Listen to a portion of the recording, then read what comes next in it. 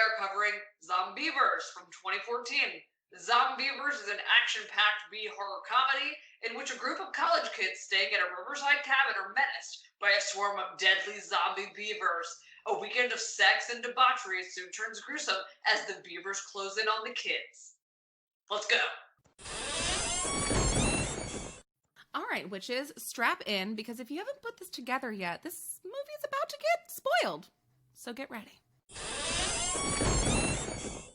Hello, I'm Emily, and my thing this week is that my kid is turning 2 on Tuesday, and I'm doing that classic suburban mom thing where I'm like, no, he's not, and like just ignoring it, and then I'm just gonna be that yenta mom, just crying who's like, everywhere. oh, just consistently weeping. I've been eating a lot of Twinkies, handling my feelings in various ways. I'm just gonna pretend that it doesn't exist, and then I'm gonna be an old yenta mom, and then I'll be like, 40 is still too young. Or too young to move out. Like, you should probably stay home. And this is where it starts. You're not gonna like any of the people he dates. No, oh God, no. None of them are good enough. No one's good enough. This is bullshit. 2 songs were Harmony Hall by Vampire Weekend and I Wish by Stevie Wonder. I know that my songs never go together, but it is what it is. That's what I've got for you. I love it. I love that. And then Blaine has also had a very incredible first week in your house. Yes, I did. Hello, I am Blaine. And I just moved into my house that I own. I own this house, and it's because I own it that I love it, and I own it. So that's fantastic. My 2 songs this week are Evil by Interpol and Violet by Hole. Ooh, I like the sound of that second one. My name is Stephanie. And I actually listened to better music this week because I know so far I've just been ruining everybody's vibe so hard. So my 2 songs I listened to last are this is a French song. It's Je t'aime moi non plus, and you know the song, you just don't know that name, and it's by Jane Birkin.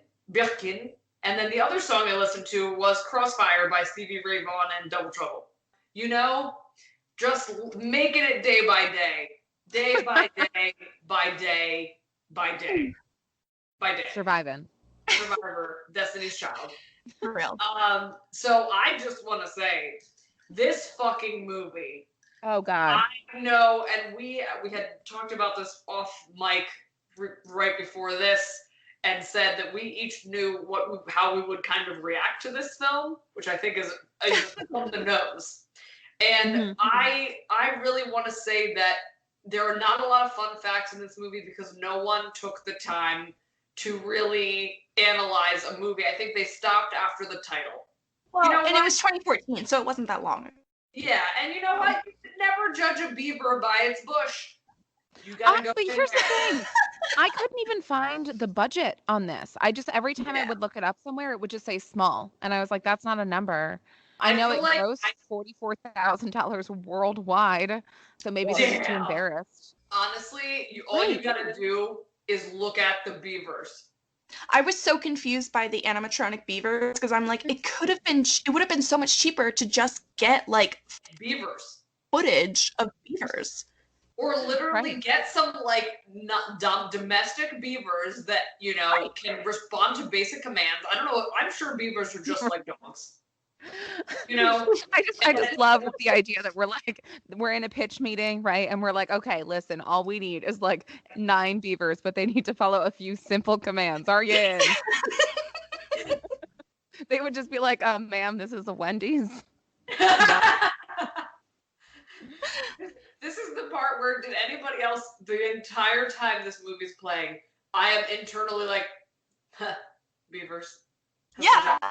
I'm just I'm internally making vagina jokes to myself the entire time for an hour, 15 minutes, or 25 minutes. And they only make 2 actual beaver vagina jokes. I think they really think they missed opportunities with this. I really do. I really think they missed a good 17, 25 vagina jokes. The first note I took said the writers really just thought beaver and dam are both funny words in different contexts and made a movie. That was it. That was all they had, and they were like, let's do it. I will say that there are a couple really cool things about this movie. So, for example, if we just jump into it, it was directed by Jordan Rubin. It also, in the very beginning of the entire fucking movie, who else but Bill Burr and John Mayer. Also, just one moment to boo John Mayer. Fuck you, John Mayer. John Mayer. But wait, can I just say this intro, other than fuck John Mayer, because absolutely. But this intro, we open to these guys are in a truck, and it appears they're carrying like toxic sludge in the back of the truck. John Mayer has an awful, like trucker fake hair, beard. Yes. Like, Yeah, he reminds me of Tobias. I wrote in here, I was like, John Mayer is wearing the best porn stash as Luke, because his character is named Luke, which I don't think comes up at all. No. But yeah, it's like remember that season of America's Next Top Model where they made a male model get a beard wig? Yeah. Does anyone recall that? That's what they used for this scene. It's basically just a merkin on your face. Yeah. There's a merkin on your face.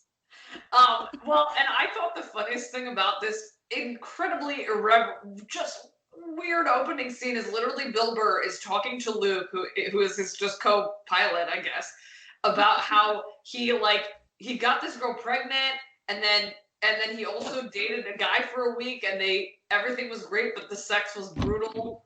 And then a deer is gently crossing the road, and Bill Burr is on his cell phone.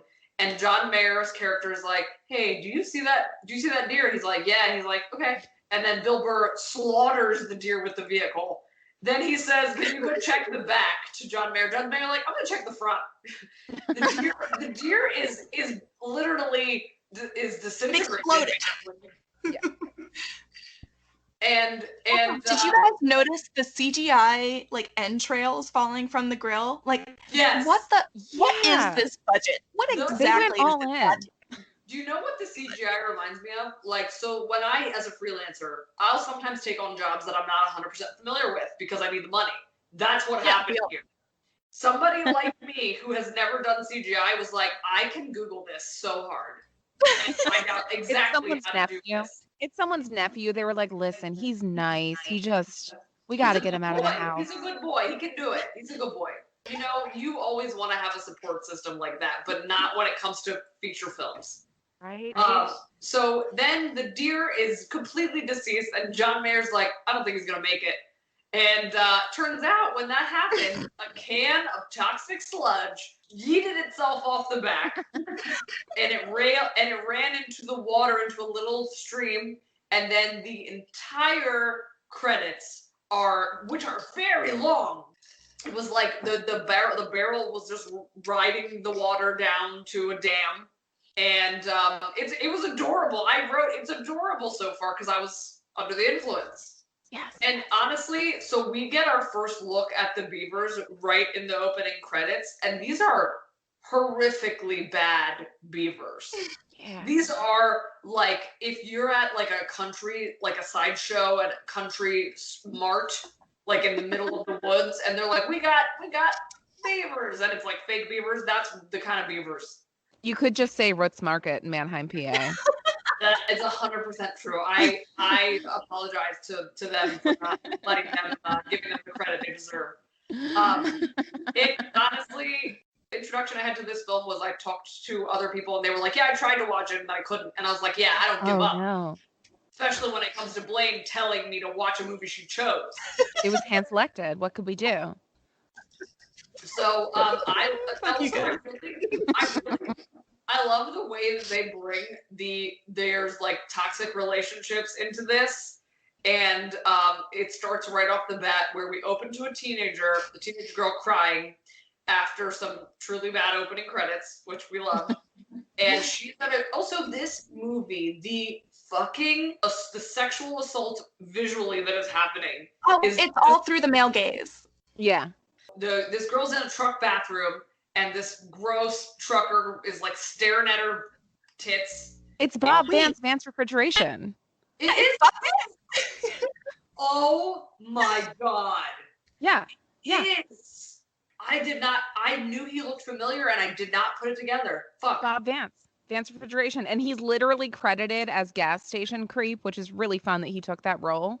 I just shouted Bob Vance, Vance Refrigeration at my TV when he came up. So Bob Vance really had nothing going down. So I think he had the right idea at taking this incredibly challenging role. We find out, so the friends are driving and there's a little dog, and obviously at this exact moment my heart begins to sink because I'm like, if this dog dies, I'm out. And so I was like, if you kill Wishbone, I will be fucking furious. And that dog was the best looking actor in this whole fucking movie. So handsome. That dog was a really little it was a Jack Russell Wishbone mixture. Yes. Well, Wishbone was a Jack Russell Terrier. He wasn't wiry though, right? He wasn't like wiry, no. Yeah. So basically, the teenage girls, we have 3 girls. We have Mary, Zoe, and Jen. And Jen is the girl crying, and we find out that Jen's boyfriend cheated on her, and they're going to the mountain on a trip and getting away. And just to, I don't feel any kinship with any of these characters at all. But they play like really shitty techno music as they're shaming Jen for like texting on her phone. And I'm like, they obviously could not afford the rights to any techno music, so they just took a bunch of like beep, beep, beep, bloop, Exactly. Bleep, but in that moment, I was also like, oh, is this Stephanie's music? I was like, this is my music. If they just dropped all of the production value, like let's take the core beats down to basics. I also feel like this scene, I got the feeling that Mary was into Jen. Mm-hmm. Because she's like, no texting, no boys. Zoe's in the fucking backseat looking at dick pics. And like Mary just seems like she's concerned with Jen and like, oh, just come on out. And then like you see her outfit and she's wearing like these ridiculous giant heels while driving. They're on a road trip. And also, she's like, giant heels. Yes, please. Flannel shirt tied up with shorts. Come on, get your life together. Well, and it turns out it's her cousins who own the cabin that they're going to. So I'm like, oh, you were raised as a hillbilly. This all makes sense now. Oh, that makes sense. Yeah. Oh, that's very true. They're driving into town and there's a guy fishing at the lake. It's clearly also just a very much one stoplight, nothing fucking going on town. So he's fishing in the lake and his rod and fucking entire fishing setup gets yeeted into the lake. Yes. And like it's a small cutaway as they pull into Ashwood, which is like, I think the population sign said it was like 4,000 people. You find out that the girls are sorority sisters. And I wrote in my notes, oh, that makes a lot more sense. And then we meet the neighbor who is Merle. I don't think they ever say it, but she's credited as Merle Gregerson. And she's clearly the real star of the show. She's sassy as fuck. And she's just like, basically, like, she's just like, hey, dumb sluts, welcome to town. As they roll into the cabin, they say, the suspense is killing me. And I'm like, I literally love this stupid, like, they're totally like jerking themselves off in this movie. Basically, yeah. The one, when they get there, the one girl, Mary's like, oh, my butt hurts. And the other one's like, yeah, thanks to your boyfriend. And I'm like, I love this stupid bullshit. Oh, yeah. Because that's like how we talk to each other. So they go into the cabin and the dog immediately starts peeing everywhere. And then it becomes more obvious that Mary seems to like be in love with Jen because they're like hanging out and they are playing like not a truth or dare game, but they're talking about what they should play. And they were like, oh, if we play truth or dare, we'd just end up kissing again. And you know that you would love that. And you're like, shit, they do definitely love each other. Yes, the chemistry there is just like nuts. Don't they then immediately go Zoe gets like naked and they go in the water? Yes, because Jen's trying to get service in the bathroom and she comes out and the girls act like it's a fucking physical attack that Mary didn't mention to them that they don't have cell service. Yes. And they have this like joke where it's like, well, there's a landline. And she's like, what's a landline? And then they decide to go out to the lake because there's obviously nothing else to do. And Zoe's tits are just fucking immediately out.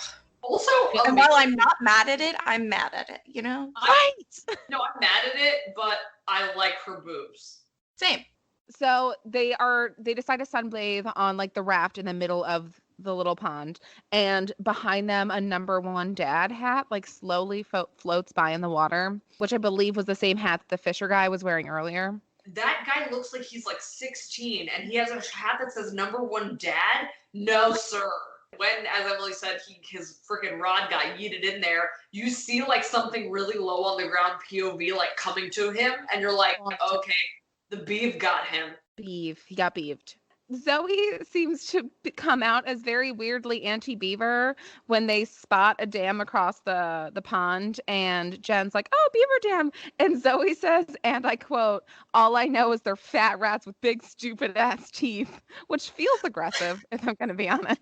Well, you never know how you feel about beavers until you come across a couple, She had a bold Honestly, stance. It's the same way I feel about geese. They're fucking assholes, and I don't care about them. Fuck off. And you know what made me, first of all, Fly Away Home with Anna Paquin really gave me a poor impression that geese are sweet. A goose will kill you. No. Yeah. Goose A will goose will literally fucking Oh, yeah. kill you. When we lived in Harrisburg, I would walk Jill by the river where like all the geese lived, and legit, like they would chase people out Jesus. because they nest by the river, Right. and so there are a billion nests nearby. And if you're on your daily jog, they are coming at you, and they have little tiny teeth. They will gum you to death with noises. Doug and I always flick off geese when we see them in public, and like Yes. we've got to stop now that we're parents. Swans will drown you. That's a thing. They'll Oh drown my you. god, fuck swans. Okay, first of all, I'm so glad that we have another thing in common, that we just fucking hate swans and geese. Fuck them all. Well, birds are dinosaurs. I will say that I did learn a really nice piece of beaver information here that Yes. I didn't learn from the Chronicles of Narnia. Thanks, C.S. Lewis. So the beavers, they said they stumble across the dam, but that also means they stumble across the slime, like the sludge, the toxic waste. Yes. And Yes. Is that green beaver urine? But the thing that we learned is they say they don't live in a dam, you idiot. They live in the lodge. And I literally was know like, that. I have never thought about where the beaver lives versus where they work. You never know how you should feel about beavers. Because Until the Jen lodge. also was like immediately like, why would we not investigate? Like, because they're wild animals, Jen. Also, if anything's pissing toxic green, I'm like gonna walk the other way. Get the fuck out. It is worth noting that Zoe is still topless as they investigate the beaver dam. They conclude that beavers probably pee bright green sludge, so everything is fine. And a bear decides to show up, and Zoe's like, oh, now I should cover my tits because of the Right? bear. I didn't get that at all. Like, what? I'm sorry. You didn't, like, Mr. Is that who you wanted to meet out here? You wanted to come on That's subtle all. for a bear? Look, guys, modesty is best bared. Ooh, bears. Ooh. That didn't make any You're sense. the worst. I love you so much. So a local named Smith jumps in and shoots the bear and has a chat with the ladies, and it's super weird. I have two fucking fun facts in this movie. I'm so excited. So first of all, fun fact here. I know you're gonna say it, but the guy says, "Look at you three little heifers." Yes. Oh, fuck. First of all, let's ignore that. But this guy also looked familiar, just like Bob Vance. He is a weirdly iconic character. He played the cop in Rush Hour. Oh shit. Oh. He is the cop, not Stephanie, I feel like that's a fun fact that only you would care about because nobody else gives a fuck about Rush Hour. that is I loved the 100% Rush Hour explained. movies. I have to speak my Ew. truth. Yeah. Wait, what'd you say? I love the Rush Hour movies. I really do. I, as a child growing up watching, my dad and my uncle were obsessed with like karate.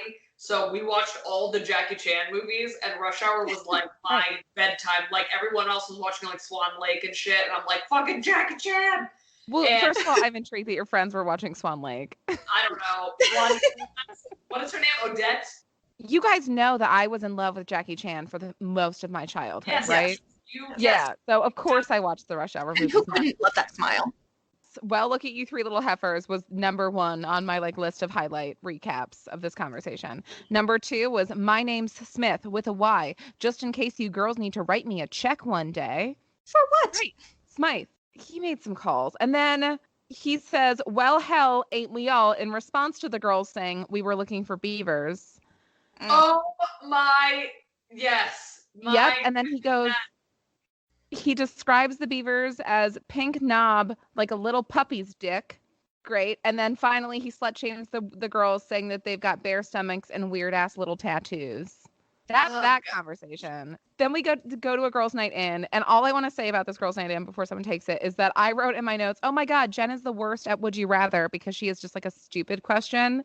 And then I wrote, oh fuck, wait, no, Zoe is the worst, because she tries to ask about like murder, rape, and incest, as opposed to like, would you rather not have salt or sugar ever again? She literally says, would you rather watch your mom get murdered or your dad rape you in front of your mom? And they say, your dad raped. She says her dad raped her because she doesn't want her mom to be dead. And she's like, ew, you're gross. Also, it's funny because the whole time, like, scattered throughout the movie, other than it drips in stupidity, is just little weird beavery noises. I don't know what a beaver noise sounds like, but I'm assuming it's like... Wait, do your best beaver Wait, noise. I got Yeah. Ready? Excuse me, is there a beaver in the room? That's it. Beaver? I am a beaver. Hello. I think it was perfect. Probably. Yeah. I wouldn't know. They're like they're like a more seductive Hannibal Lecter. I'm proud of you. We're coming up with that description. Less Chianti, but more teeth. Yes, less Chianti, longer incisors. As they're ragging on Jen for actually choosing between the two awful choices, there's a knock on the door, and so Zoe goes to investigate, and because of course the other two follow her. Zoe is out on the lawn. The other two, Mary and Jen, are on the front porch, and they hear a couple bumps, and then the door closes and locks them out. And it turns out it is Tommy, who is Mary's boyfriend, and two other really awful men named Buck and Sam. Sam, as you may remember, is the one who cheated on Jen. So Mary makes a fuss and she's like, you guys aren't invited. Like, what the fuck? And of course, Zoe is the one who invited them because she's horny AF. And then the case is made that they should stay. Zoe has that thing where she yells out the door, like, we have 3 hot babes in here who haven't had sex in a really long time when they've been there for like less than 24 hours. And then Buck says, it's been 36 hours since we had sex. And I was like, oh, correction, it's been 36 hours. No wonder you were that desperate. Cut to Zoe and Buck are fucking really loudly. And the entire time, Buck keeps his hat on. He looks like cousin Randy from Christmas Vacation. Yeah, from Christmas Vacation. And I hate that so much. Shitter's fault. So Sam and Jen are now sitting awkwardly in the living room, and Sam tries to explain why he cheated on Jen, but he's just way too ugly for it to matter. Jen slaps Sam, and then she slaps him again, and then they kiss, and then she knees him in the crotch. And I was like, good for you. Good. Yeah. Yep. None of these men are attractive in the entire movie. None. Which is concerning, considering it was created and distributed by all white men.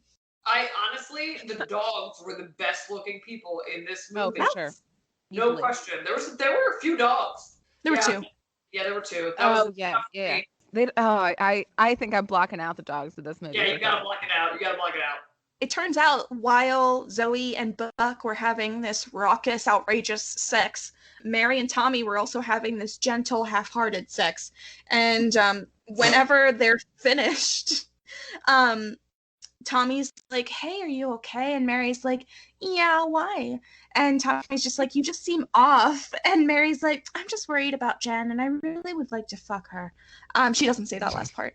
But so then we cut to Jen is in the bathroom, and she's getting ready to get in the shower. I just would like to bring up a point here. I don't know a single goddamn woman who owns an all-white underwear set. Why would you do that? All white. It does that is not. Setting yourself up for failure. The limit does not exist. Only bridal.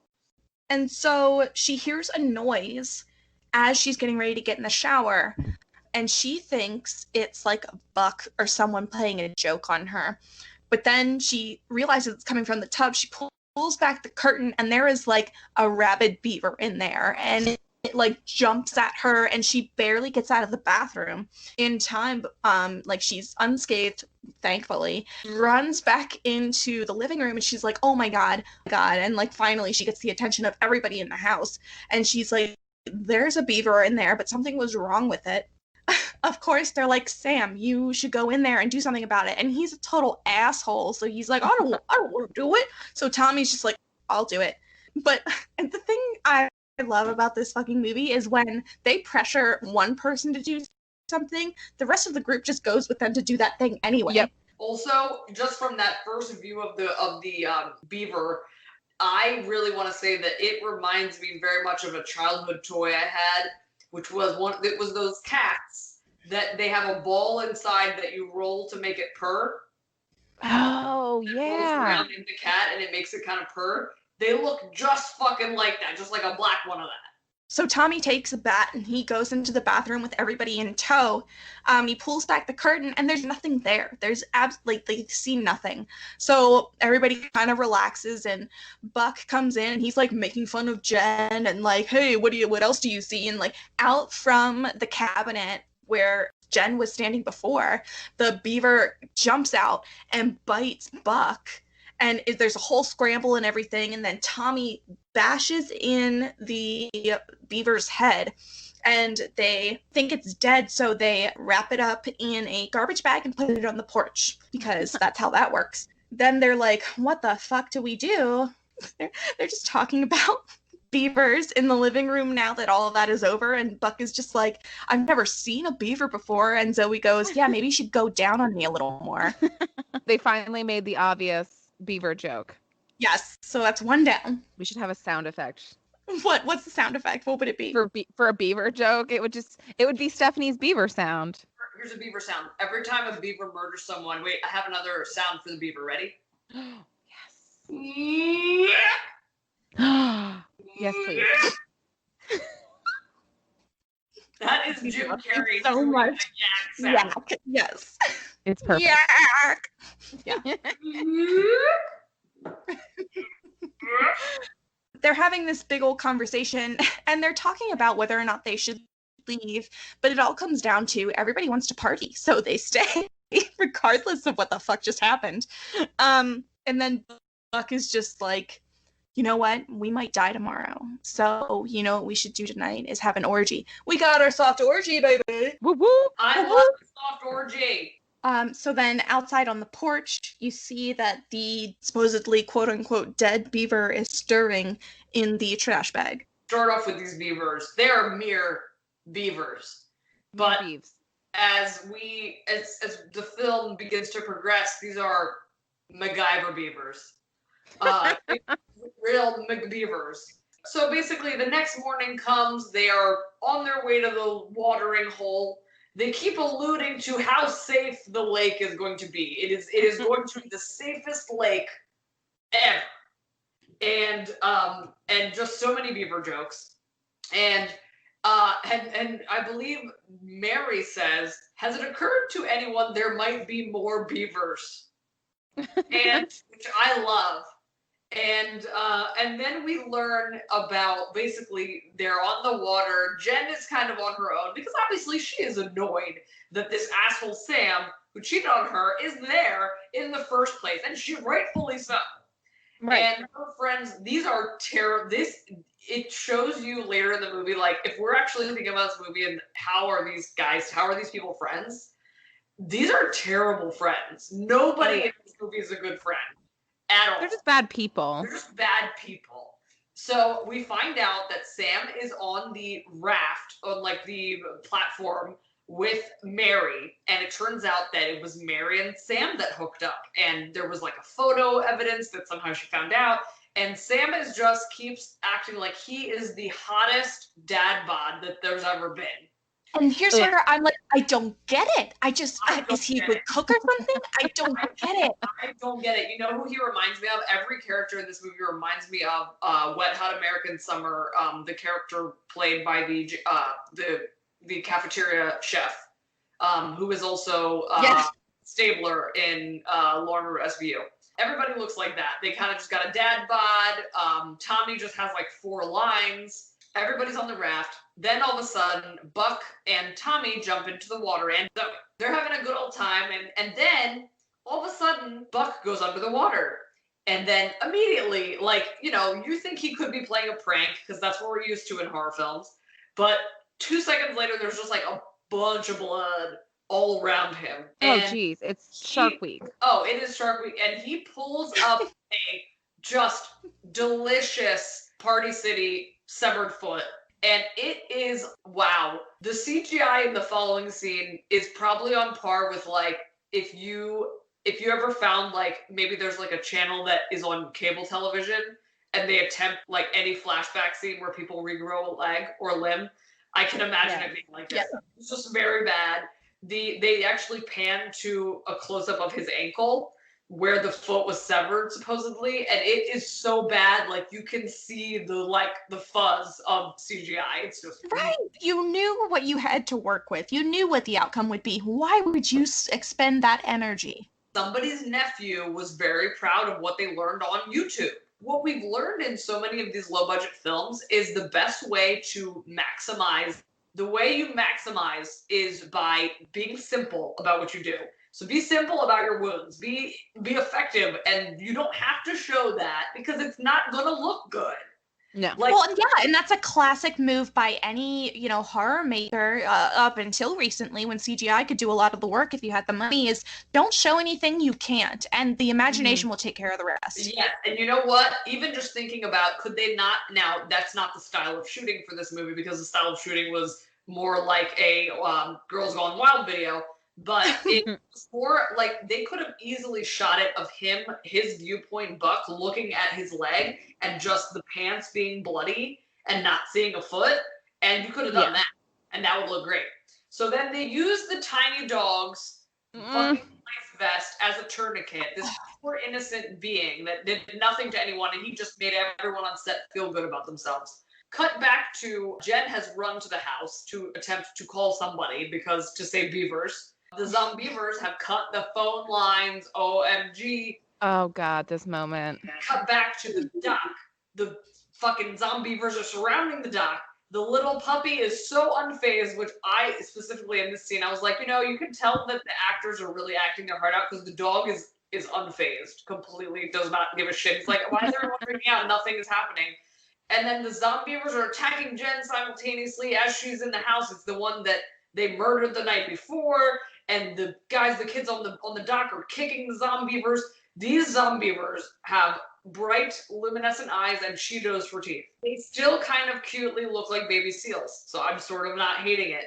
The worst part of this whole fucking movie, the asshole Sam, as if he were not an asshole enough, throws the dog in as to attempt to distract the Zombeavers, and then the dog gets taken by the Zombeavers. And I wanted to fucking cut his face off. If somebody did that to Farley, I would have, no joke, I would have straight murdered them. There's not even for sure. Not even a question. This movie gets an automatic F when they sacrifice the dog to the Beavers. They all deserve to die at this point. Movie over. What does this movie think they are when fucking Alien kept a cat alive for a whole trilogy? I mean, that speaks volumes. Who do you think you are? Just saying. Running around, leaving the never killed the dog. Jen is cutting the Rockin' Bullwinkle beaver in half. Yeah, she has a whole Beaver versus Beaver moment. Oh my god. So she's like straddling the Zombeaver on the kitchen island, wielding a butcher knife. Really, really great imagery and symbolism in this moment. And then she just kind of hacks the Zombeaver, not to death, because we learn, this is when the gang learns that they are dealing with undead rodents, which I Googled it, and beavers are in fact rodents. So, yes, good. Fun fact. Rats. So, I don't know what the fuck it is. So Zoe wasn't wrong when she was like, they're just fat, gross rats. They're totally fat, gross rats.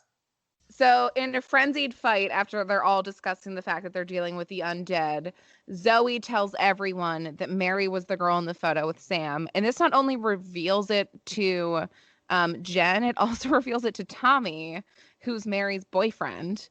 And I have two little things here. Tommy is the actor Jake Weary, and he was in It Follows. Oh, shit. Oh, yeah, he was the original guy in the beginning who passed it on. Yeah. Fuck. to follow that up with something that nobody cares about, Sam his name is Hutch Dano. He played in Ramona and Beezus. That was his most current credit. Zoe, after being like, hey, bomb drop, Tommy's like, oh, I didn't know about it, and gets obviously angry. And Jen is weirdly cool about it. And she's like, it doesn't matter. We have bigger problems now. Because she's clearly in shock.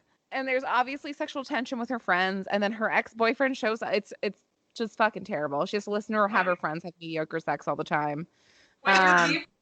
When your beaver almost gets beaten by another beaver, you really question your life. You can your friends. Where does your beaver score in the food chain? Like, so far low. Jesus Christ. Tommy then, both in an act of like trying to get away from the situation because he just found out his girlfriend cheated, and also realizing that Buck will not make it through the night, decides to take Mary's car and take Tommy to a hospital. So they all, like Zoe and Buck, all decide to go to the hospital together. And it's funny because they safely make it to the car, and then Jen, Mary, and Sam are left behind, and they were like, we probably should have just like gone with them. We're in a horror movie.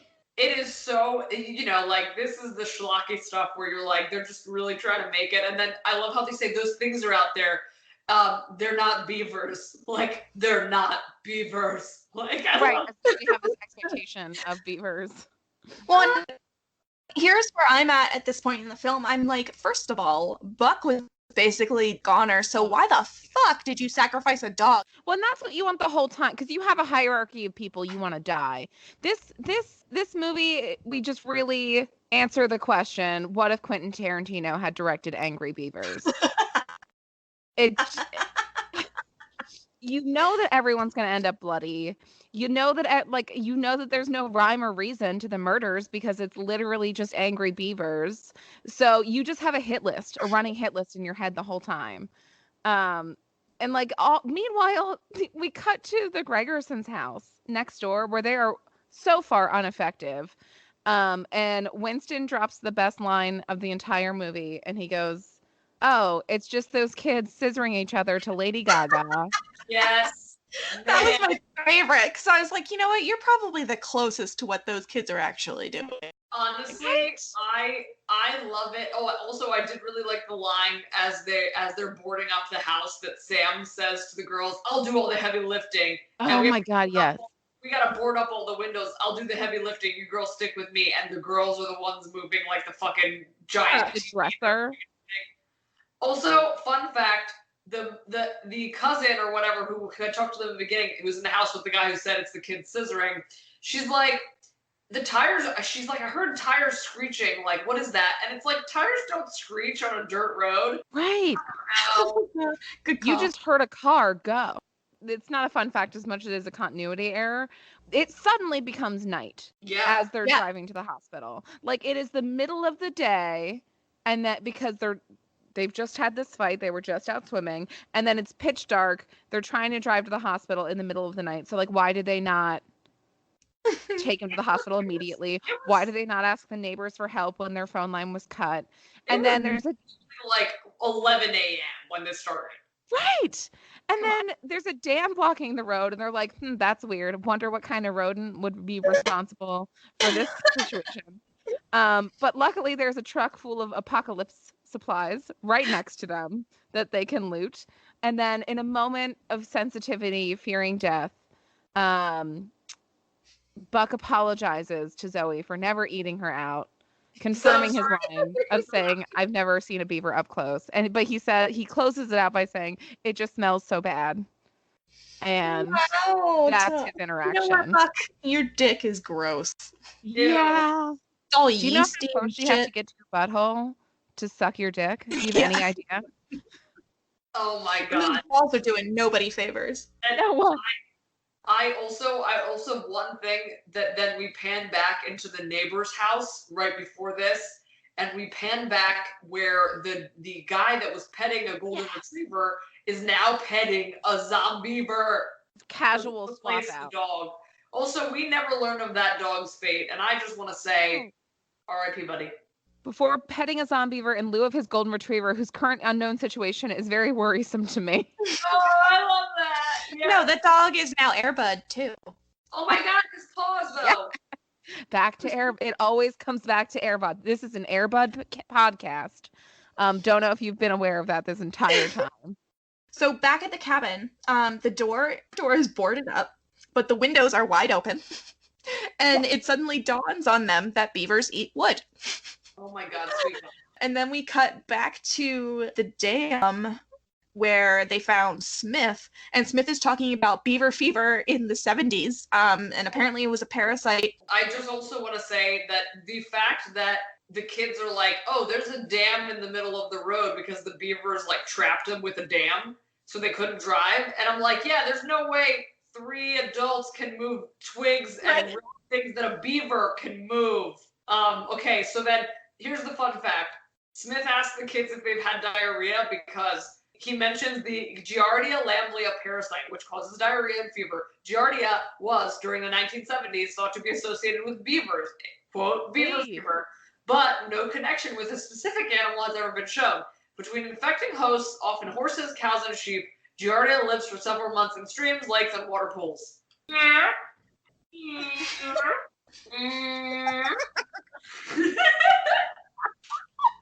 Wait, do it through your hand like you did in like the old days, like. I know.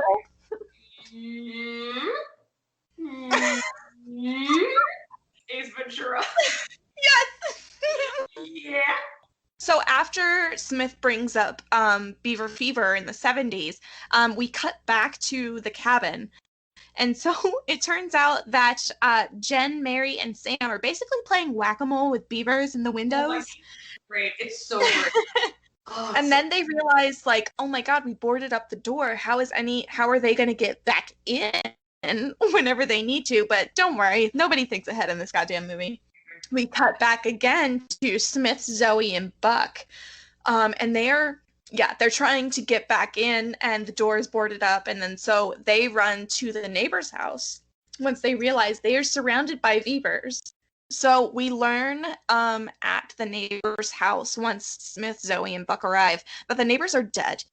Smith says they should probably stay there until morning because beavers are more active at night. And Zoe is like really freaked out about that. Cut back to the cabin, and Jen goes into Mary's room, and we think we're in for like a fun lesbian sex scene, but then as Jen is like mounting Mary's like, hey, listen, like, I'm into this. No, that was just so hot, by the way. Yes, I'm like, I need this to happen, but of course, no. And so, like, as you think something's going to happen, Jen transforms into a Zombeaver, grows these long nails, and she gets these big Bucky Beaver teeth. And she's, along with that, her entire face changes so that she has giant cheeks as well, and it's gorgeous. And so Mary, like, runs away and is, like, able to lock Jen in the room. And so then we cut to Smith in the neighbor's cabin, and he's about to cauterize Buck's leg shut because, you know, he doesn't have a foot anymore. But before he can do that, Buck turns into a Zombeaver and then attacks Smith. And so Zoe, freaking out, is, like, shooting at the ridiculousness that's going on, and she ends up shooting Smith in the head accidentally. And then what does this bitch do? She runs upstairs. Like, you watch Scream, right? This is 2014. Anyone, once he was bitten, girl needs to familiarize herself with the tenets of horror. Run out of the house like your life depends on it, because it fucking does. Oh my god. Well, I love the scene because we get some twerking, at least, thank God. Thank you, white man who made this movie. Zoe runs upstairs like a goddamn idiot. She locks herself in a room, and then we remember, oh fuck, the neighbor lady is still dead in the bed. And so we see behind Zoe, as Zoe's trying to turn her phone light on and get a lay of the land, that old neighbor lady is now a Zombeaver. And so she attacks Zoe. Zoe then pushes or like throws the Zombeaver old lady off of her. And so, like, what? Who does this? She yeets herself out of the second story window onto the ground. Yes. Cool as Jason Voorhees. Also, fun fact, this actress was in Alien Rising in 2013 as a comatose person. Oh, wow. We have switched back to the other establishment, and Jen, who is now fully a Zombeaver, is basically twerking on the ground with her tail flap. Yeah. Is beavering the floor, and that's what they call twerking here. This is like the WAP of Beavers. And then I love that Mary says to Sam, "Do you think it's permanent?" And Sam's just like, "Look, Jen's gonna be on medication for the rest of her life." It's funny because, Blaine, earlier when you were like, I wrote in my notes, fuck him, fuck this guy, but I'm not sure what it's referencing. I also wrote in my notes, I wrote someone needs to shoot him in the face, and I don't recall what it's referencing. You He's just so fucking killable. So Sam and Mary are stuck in the bathroom together, and Mary demands that Sam gets naked to prove that he has not been scratched or bitten or infected. Because I don't think it's clear yet if it like takes a bite or if it can be a scratch too. I think later we find out basically this is a scratch scenario. He gets naked, and then Sam's like, tit for tat, you do the same thing. And then it immediately gets sexy in there. Meanwhile, a Zombeaver is lighting itself on fire in the next room. Yep. Because and that's it's like, that's all we needed to do this entire goddamn time. We could have just let them roam free. Like, it's ridiculous. They might as well be humans. That's fine. Come on in. Welcome. Make yourself at home. Oh, yes, girl.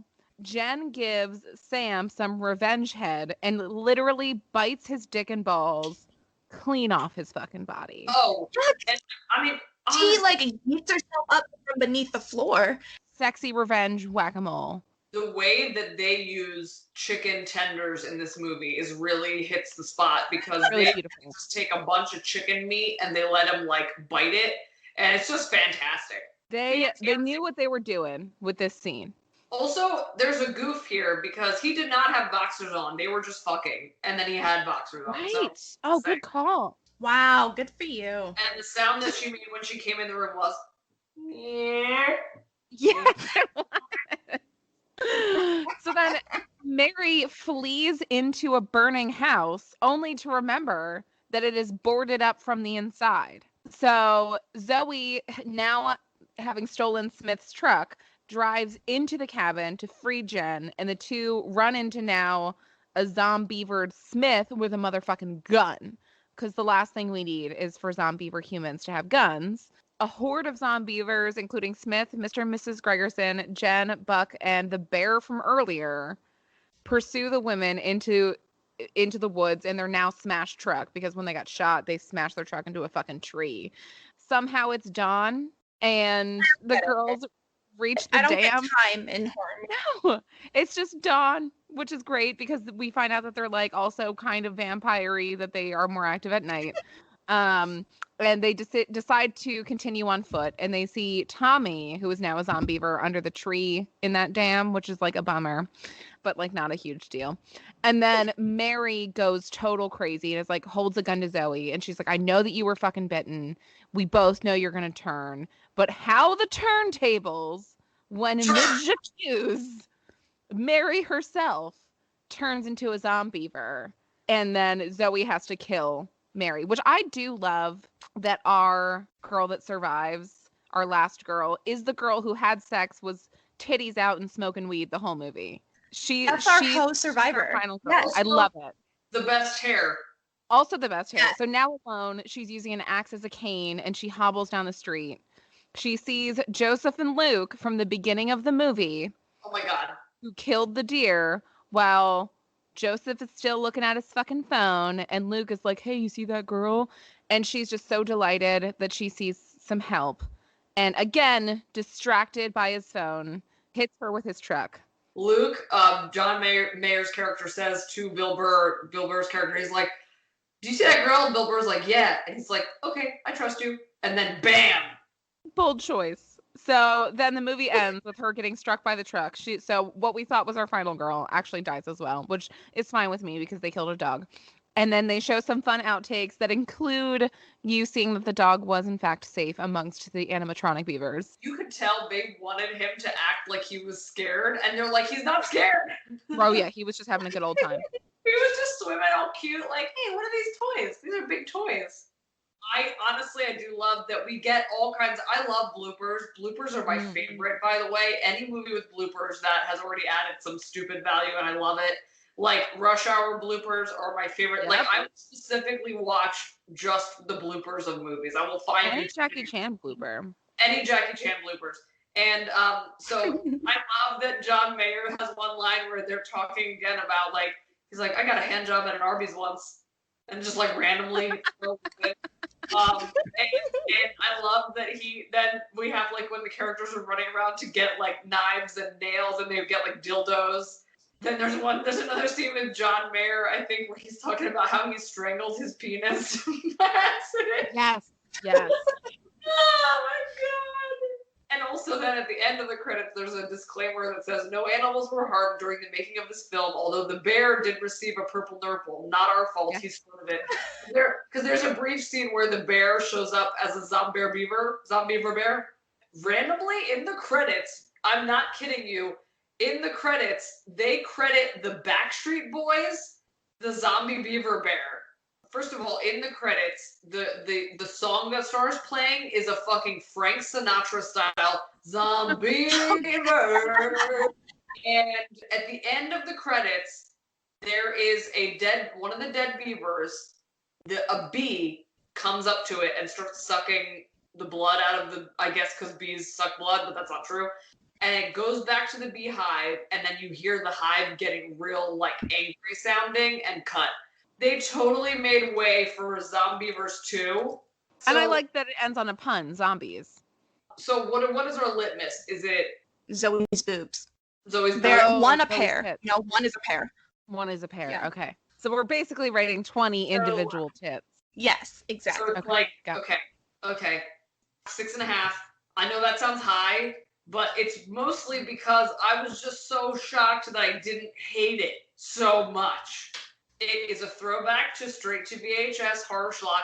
It's very simple, lots of gratuitous nudity, lots of attempts at being funny. It is very dumb, and they make fun of the movie the whole time. They tried some practical effects that were interesting. The CGI was shit. I had a good time watching it. I'll give it a 6.5. It was dumb as fuck. Would I watch it again? I don't know. So how does 6.5 work? Does she have one amputated boob? What's happening? Yeah, there's a visible boob job scar. So I'm gonna give it a 6 out of 10 sets of boobs. So I mean, it was entertaining. It was very entertaining. There wasn't really a dull moment in the entire thing. Misogyny abound because it was made by an all-white, all-male, creators. Got entirely through the male gaze. It barely, by the skin of its teeth, passed the Bechdel test. This was definitely a movie that was written after a bunch of buddies got really high, and they were like, you know what? If the perfect zombie is a beaver, because even if you locked yourself up like Night in the Living Dead, the beavers could just eat right through it. And what are you gonna do? So I give this movie 4 sets of Zoe's boobs. Good for you. The funny moments weren't funny enough to justify the stupid moments.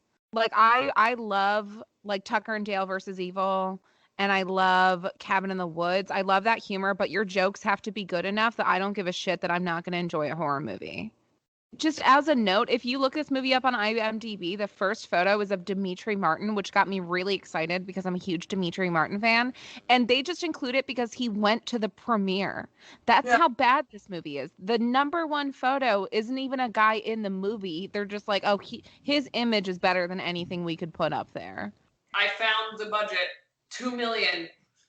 That's embarrassing. So this was written. This guy was a stand-up. The writer was he did stand-up. He wrote for Carson Daly and Jimmy Kimmel. He started also writing for Judd Apatow, and he directed the 2010 Funny or Die PSA for the American Jewish World Service. Yeah, that's embarrassing. Wow. They grossed $44,000. $44,000. Wow. You need to vote this year, and what you need to do is have your ballot mailed to you.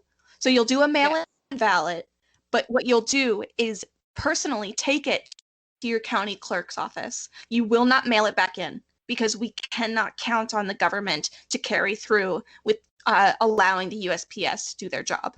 But not a third-party candidate. Right. No, please don't do that. Don't. Oh, we'll play. Love you guys.